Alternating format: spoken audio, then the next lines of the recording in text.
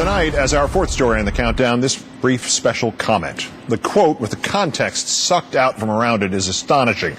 In a new book, former Republican leader of the House Tom DeLay writes, quote, "Liberals have finally joined the ranks of scoundrels like Hitler." But restore the context, as with anything else, and you change the meaning of any quote. In this case, you make it worse. Mr. DeLay is comparing how he has been treated to how the world was treated by Hitler and the Nazis. The book is called No Retreat, No Surrender, One American's Fight. It has been out officially for nearly 2 weeks, and it has not cracked the New York Times top 30. So the fact of this one quotation, first noted only last week by the Jewish Daily Forward, could have easily slipped through the cracks. But even though nobody seems to be reading his book, Mr. DeLay is nonetheless referring to what he calls a lie, the accusation that he violated campaign finance laws in Texas, for which he was indicted.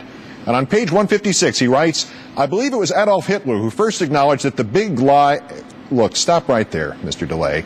If you're going to throw around Hitler's name, research the reference, huh? As suggested on the Huffington Post, we have many useful internet search engines now. If you type in big lie Hitler into the one called Google, you get 1,320,000 results. I believe it was Adolf Hitler who first acknowledged that the big lie is more effective than the little lie because the big lie is so audacious, such an astonishing immorality that people have a hard time believing anyone would say it if it wasn't true. You know, the big lie like the Holocaust never happened or dark-skinned people are less intelligent than light-skinned people. Well, by charging this big lie about money laundering, liberals have finally joined the ranks of scoundrels like Hitler. Okay, where do we start here? Let's try the gentlest interpretation. Mr. DeLay believes that the accusation that he violated Texas campaign finance laws is on some kind of par with claims that light-skinned people are more intelligent than dark-skinned people.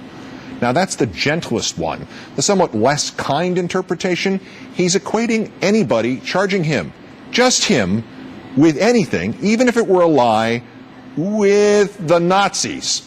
Just by going after Tom DeLay, you are like that old scoundrel Hitler. So Tom DeLay is as important as what? Democracy in 1930s Germany?